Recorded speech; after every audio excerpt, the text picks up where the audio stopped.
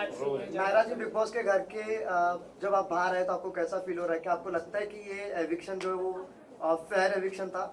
मुझे लगता है कि पहली जैसे ही मैं बाहर आई मुझे बहुत लोगों का प्यार दिखा, जहाँ पे लोगों ने बोला कि they really understood what kind of person I am. आप लोगों ने मुझसे कन्वर्सेशन तो किया है, लेकिन मेरी एक्चुअल पर्सनालिटी जो मैं रियल में हूँ वो भी आप लोगों ने देखा है। इस चीज़ का मुझे बहुत खुशी है कि मैं एक बहुत अच्छे इमेज के साथ बाहर आई हूँ।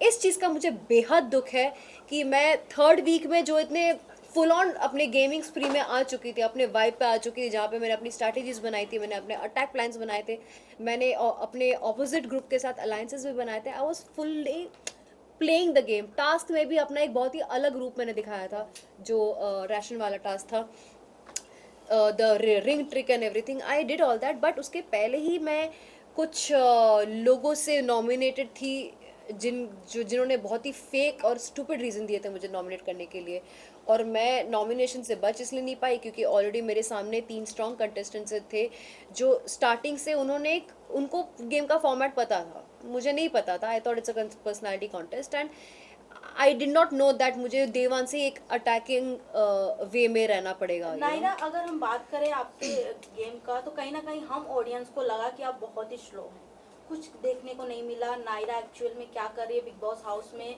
उसने क्या क्या खेला वो दिखाई नहीं, तो कहीं ना कहीं ऑडियंस को ऐसा लगता है कि कनेक्ट नहीं हो पाए, या कहीं ना कहीं जैसा कि रोहित सर ने कहा कि वोटिंग कम आई।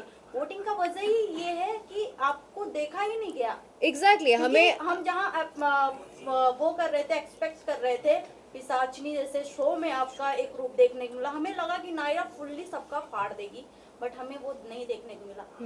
या सॉरी, हाँ देखने को नहीं मिला। नहीं, मेरा नेचर ये थोड़ी है कि मैं जाते ही लोगों के ऊपर कुछ लांछन लगाऊंगी और फिर उनके ऊपर चढ़ूंगी और झगड़ा करूंगी। ये मेरा नेचर नहीं है कि मैं वो जाके करूंगी।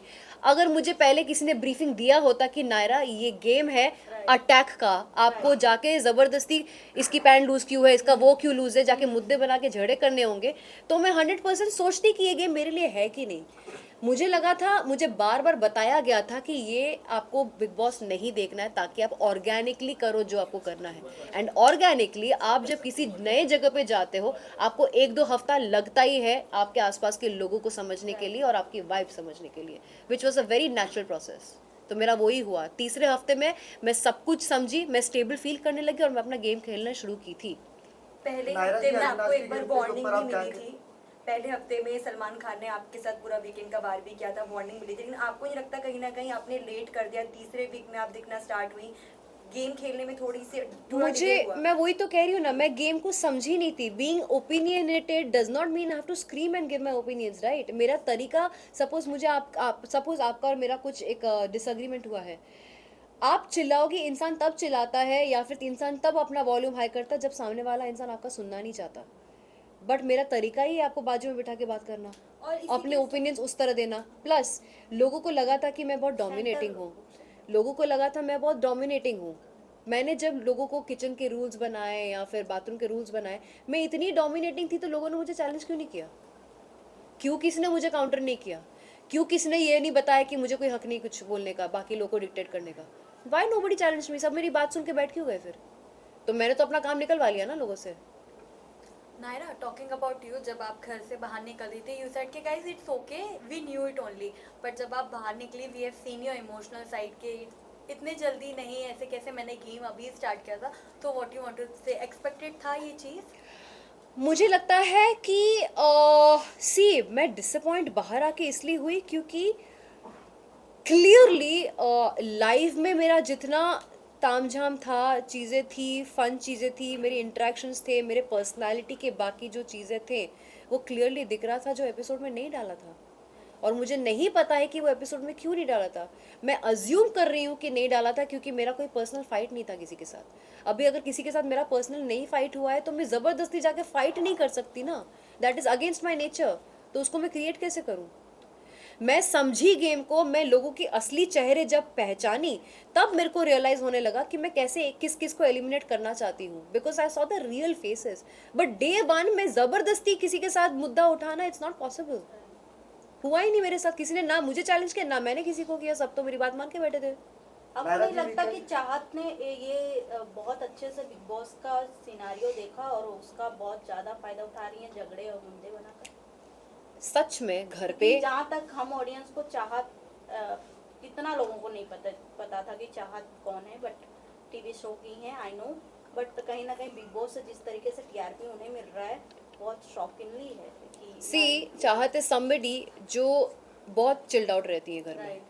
बहुत चिल्ड आउट रहती है, वो कभी कभी सोती भी रहती है और ग्रुप में बैठने के बावजूद भी वो बात तक नहीं करती है। आप लाइव में उनको ऑब्जर्व करना, उसके कुछ चीज़ों के वजह से, फॉर एग्जाम्पल बेड वाला जो मुद्दा हुआ था, वो उन्होंने, आप अगर एपिसोड देखोगे, उन्होंने एक बार भी अपने मुंह से नहीं बोला कि मुझे स्नोरिंग या चीखने की वजह से बेड अंदर सोना नहीं है। वो बोलने जा रही थी कि मुझे नहीं अंदर सोना है, तब किसी ने बोला कि हाँ वहाँ बहुत स्नोरिंग होती है, किसी और ने बोला था वो। तो उसने क्या किया, वो बेड बाहर सोना चाह रही थी लेकिन सामान अपना घर के अंदर ही रखना चाह रही थी, जिसकी वजह से विविन तड़प गया था। एंड विविन ने उसके ऊपर जब झाड़ा तब उसने काउंटर दिया।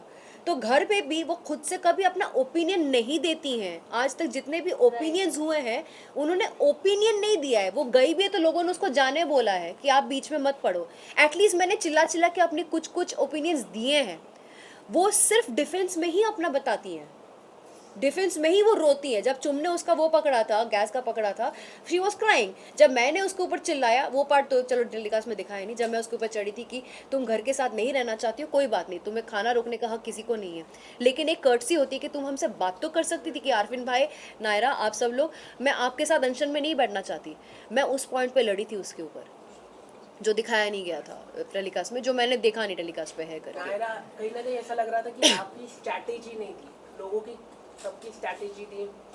तो सब बिग बॉस देख कर आए थे ना, मैंने नहीं देखा हुआ था ना। तो कहीं ना कहीं आपके ऊपर, कहीं ना कहीं आपने कम तैयारी करके गए आप। हाँ, कोई तैयारी मेरे एक्सपेक्टेशन बहुत ज्यादा हाई आपसे थी तो आपसे। एक्सपेक्टेशन थे सी ज़्यादा। नाउ इफ डे वन से एलिस somebody, आपके सामने आते अपने फैमिली के बारे में बताती है पूरी तरह से। मैंने भी बताया, ईशा पूरी तरह से आपके बारे में बात करती है अविनाश के साथ, पूरा घर आपके बारे में बात करता है, लेकिन कहीं ना कहीं आप ज्यादा दिखाई नहीं दी और आपने कोई खुलकर बोला नहीं आपने। आपके बारे में हाँ। बात हुई घर में, लेकिन आपने वो मुद्दे वोकली नहीं उठाए। मेरे बारे में बात हुई लेकिन किसी ने मुझे डायरेक्टली नहीं बोला, तो मैं उस चीज का क्या करूं फिर। क्या आपने अच्छा PR टीम नहीं लगा नायरा, बाहर ऑनेस्टली स्पीकिंग मुझे भी नहीं पता कि सबसे बेस्ट पीआर कौन था, कौन होना चाहिए था मेरा उस टाइम पे, आई डोंट नो। नायरा, आपका नाम शहजादा के साथ जोड़ा जा रहा था और ऐसे हम कई किसने लोग- जोड़ा है? और घर वाले, और ऐसे कई लोग हम देख रहे हैं जो घर वाले अंदर ही अंदर एक दूसरे का नाम जोड़, जैसे अविनाश के साथ ईशा का जोड़ा जा रहा है और करणवीर के साथ चुम को लेके छेड़ रहे हैं। तो आपको क्या लगता है कौन सा रियल कपल आने वाले टाइम में बनेगा या फिर क्या फेक दिख सकता है, या बिग बॉस के लिए सब कर रहे हैं? मुझे लगता है करण एंड चुम का हो सकता है क्योंकि क्या गेम के लिए? रियल तो रियल फायर मैंने किसी में भी नहीं देखा है, सच कहूँ तो। She Isha is very intelligent girl. Rajat जैसा बंदा जो लड़कियों के साथ इजीली फ्रेंडशिप नहीं करता है, वो उसको भाई बहन का रिश्ता उन्होंने ऑलरेडी इस्टेब्लिश कर लिया एंड बहुत स्ट्रॉन्ग रजत बिलीव्स इन हर। जबकि बाहर से हम सब ने देखा है कि Isha has a point of view and a negative point of view for everybody. All of us have seen that. तो जिस दिन रजत को शॉक मिलेगा उसको उस दिन शॉक मिलेगा। हैविंग सेड दैट, उसको थोड़ा सा अपसेट भी हुआ था जब वोटिंग हो रही थी स्टेज पे एंड रजत के लिए किसने, बग्गा भाई ने किसी के लिए, बग्गा भाई ने शायद करणवीर के लिए 2 शब्द बोले थे, करणवीर इसके लिए। लेकिन ईशा बीइंग द सिस्टर जो भाई बहन कर रही थी, वो उसने दो बातें नहीं की स्टेज पे आके उसके बारे में, रजत के बारे में। सो उसको वो डिसअपॉइंटमेंट लगा था। सेकंड सिचुएशन, इन लोगों ने कुछ इम्प्लाइड प्लान ये किया था कि मुस्कान को बचाना चाहिए एविक्शन से।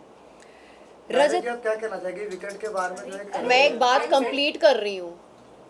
उस टाइम पे ये एक चल रहा था कि हमें मुस्कान को बचाना है एविक्शन से, ओके। एंड उस वक्त हुआ क्या था कि रजत अपने प्रिंसिपल पे कि नहीं मैं अपना पॉइंट ऑफ व्यू देना चाहता हूँ वर्सेस मुस्कान को बचाना चाहता हूँ, वो फंस गया था और उसने अपना पॉइंट रखा और सारे घर वाले उससे बात करना बंद कर दिए। Why? Because he did not go for saving Muskan. तो मुझे लगता है कि रजत को भी एक पॉइंट के बाद पता चलेगा कि अपना ही गेम खेलना है कि राइट फैलना है. नायरा, रजत को आप टीम में कैसे देखते हो? डू यू थिंक कि he deserve on top 1 also? जब विवियन और रजत को जब तोड़ने की बात आई थी तो लीडरशिप क्वालिटी, मैनिपुलेटिव सबसे ज़्यादा रजत को दिया गया था, ना ही तो विवियन को दिया गया था. व्हाट यू हैव टू से, कितनी उनमें क्वालिटी है? क्योंकि एक जब सलमान खान ने उनसे पूछा था तो आप अगर जेल में होते तो क्या आप खाना देते, तो उन्होंने कह दिया था बिल्कुल नहीं देता मैं. What do you think? और फिर वही देख रहे हैं हम कि वोट सबसे ज़्यादा रजत को मिल रहा है. मुझे लगता है रजत डिक्टेटर बनता 100%, क्योंकि उसने खुद बोला है अपने मुंह से हम लोगों को कि उसे अगर कोई मिस्टेक करता है तो उसको 5 घंटे पूल में खड़ा करेगा. अगर वो राशन के लिए जाता, वो अपना पावर एक्सरसाइज करने के लिए एक खाना भी नहीं देगा. तो he honestly said his true feelings. तो हमें, और मुझे ये पता है जब ये वाला टास्क हुआ था जहाँ पे चुम, आरफीन और रजत के बीच में मैंने रजत का गुड्डा हटाया था, मेरा रीज़न बाद में ये भी था कि तुम बहुत ज़्यादा इम्पल्सिव हो. एक टाइम गॉड, एक लीडर इम्पल्सिव नहीं हो सकता. आप डिक्टेटर वाली क्वालिटी लेकर नहीं आ सकते. You have to be somebody who is balanced, who can work around the house very well. So उस रीज़न की वजह से रजत को ना एक थोड़ा सा टशन हो गया था मेरे साथ. बट प्यार से आके बात करके नलीफाई करके भी चला जाता था. नायरा, कहीं ना कहीं ईशा और एलिस की जो बॉन्डिंग हमें दिखाई जा रही है और आफ्टर उनका फ्रेंड जो उन दोनों को प्रोटेक्ट कर रहा है, कहीं ना कहीं उन्हें पता है कि हमें एक रिलेशन तो बना के रखना है बिग बॉस हाउस में. लव एंगल नहीं बन सकता तो भाई एंगल ही सही. तो आपको क्या लगता है अगर आपका कहीं अच्छा बॉन्डिंग रहता तब तक आप घर में रहती, या फिर उन दोनों को क्या नाम, इन तीनों को क्या नाम देना चाहेंगी? देखो, इनका गैंग को तो मैं सिंड्रेला सिस्टर्स बुलाती थी पहले.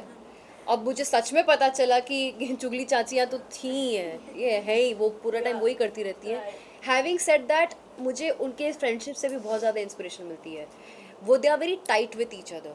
भले ही वो लोग घर के लिए थोड़े वैसे टाइप के हैं, सिंड्रेला सिस्टर्स जैसे हैं, जो उसका भी, उसके साथ रह के उसको भी बहुत ज़्यादा वो करते हैं. But at the same time I really, मुझे अंदर से बहुत इच्छा भी होती थी कि काश मेरा भी ऐसा बॉन्ड किसी के साथ था. एंड अनफॉर्चुनेटली मेरा बॉन्ड ऑलमोस्ट 2 जन के साथ ऐसा बन भी गया था, श्रुतिका और शहजादा के साथ. इट्स जस्ट दैट मेरा जब गेम ही स्टार्ट हुआ तभी के तभी ओवर हो गया. नायरा, वैसे तो आपका बॉन्ड बन गया था शहजादा और श्रुतिका के साथ, लेकिन आपके लिए एक बात बोली गई थी कि कहीं ना कहीं कुछ वक्त बाद आप एलिस, ईशा, इन लोगों का ग्रुप ज्वाइन कर सकती हो. तो अगर आप घर में होती क्या वो एक ग्रुप फॉर्म होता? क्योंकि एलिस के साथ बात शुरू हो गई थी आपकी. मैं सामने से जब क्या हुआ था, सारा जेल में बैठी थी, बग्गा भाई को बोल रही थी, अच्छा शिल्पा और करणवीर के साथ तुम्हारा रिलेशन कैसा है? तो बग्गा भाई बोले हाँ ठीक है, अच्छा ठीक है, उनको छोड़ देते हैं. ये नायरा और शहजादा का जो जोड़ी है ना, बहुत स्ट्रॉन्ग जोड़ी बन रही है. मुझे इन लोगों को सबक सिखाना है. फिर बग्गा भाई ने बोला उसके रिटर्न में कि मुझे एलिस और इन तीनों को भी सबक सिखाना है, क्योंकि एलिस और ईशा हमेशा बग्गा जी के ऑपोजिट में जाती थी. करेक्ट. तो ये चीज़ शहजादा ने सुन लिया था कि हम पांचों को टारगेट किया जा रहा है. मुझे शहजादा को, अविनाश को, एलिस और ईशा को, हम पांचों को टारगेट किया जा रहा है टॉर्चर करने के लिए. शहजादा मुझे लेके भागा उनके पास. हमने सारा पोल खोल दिया कि हमें टारगेट किया जा रहा है, ये दोनों जेल कैदी बैठ के. तो तभी के तभी they also got a shock of their life. And फिर मैंने ये चीज़ प्रपोज किया कि इस हफ्ते हम एक दूसरे को क्रॉस नहीं करेंगे, लेट्स बी एन अलायंस. लेकिन ऐसा अलायंस जो पूरे घर वाले नहीं देखेंगे, क्योंकि घर वाले देखेंगे तो हम सबकी नज़र में आ जाएंगे, उनके और अलग अलग स्ट्रैटेजीज आनी शुरू हो जाएगी. सो येस, अलायंस की डिस्कशन ऑलरेडी हो चुकी थी. हम एक दूसरे के साथ नॉर्मली बिहेव कर रहे थे, लेकिन अंदर से we were an alliance together, all of us. Last who do you think is a fake contestant of the house?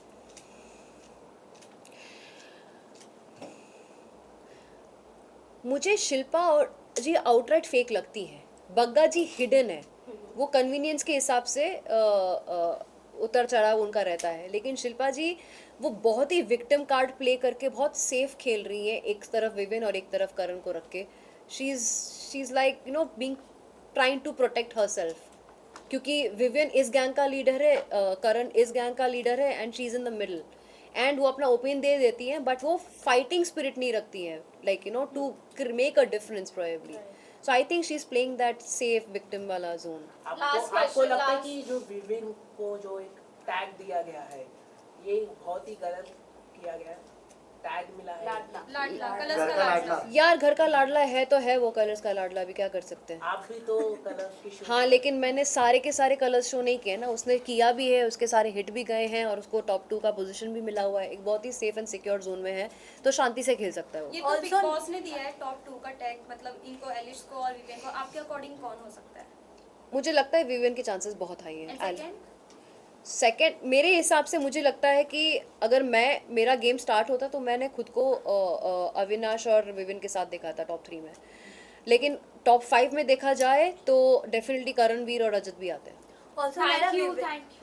एक लास्ट क्वेश्चन है हाँ, नायरा, कीजिए। एक अफवाहें उड़ रही हैं कि नायरा अगर घर से बाहर आई है कहीं ना कहीं उनकी पर्सनल चॉइस है क्योंकि उनका बहुत जल्द फिल्म आने वाला है, इसमें कितनी सच्चाई है, आप कुछ बताना चाहें आप? यार फिल्म आ रही है, वेब सीरीज भी आ रही है, बहुत सच्ची बात है, लेकिन वो सब जनवरी में आ रही है। मेरा कोई रीज़न नहीं था बाहर आने का, ये एक रॉन्ग एविक्शन हुआ गया है, अनफेयर एविक्शन हुआ गया है मेरे साथ। Thank you. अविनाश ने चाहत के कैरेक्टर पे सवाल उठाया था। Quick question. ओके बोलो। उस पे क्या कहना चाहते हो? उस पे ये कहना चाहती हूँ कि दोनों बच्चों की तरह लड़ रहे थे, दोनों ने एक दूसरे की इज्जत उतारी, उसने भी बोला कि तुम मुझ पे लाइन मारते हो, इसने भी बोल दिया कि तुम जूते की भी बराबर नहीं हो, तो वो उनका पर्सनल फिटूस जो है वो हो चुका है। I don't want to comment क्योंकि बहुत ही नीच टाइप का झगड़ा है, मेरे लेवल का झगड़ा नहीं है ये। थैंक यू सेट का झगड़ा है, सेट का झगड़ा है उनका। हाँ वो उनका सेट का झगड़ा है, ये मेरा झगड़ा नहीं है, घर का झगड़ा नहीं है, ये उनका पर्सनल झगड़ा है। मम्मियों का भी फाइट हुई नायरा, आपने देखा किसका? उनके मम्मियों का? हाँ देखा ना मैंने, देखा। Thank you thank you so much. जगह हटा दो।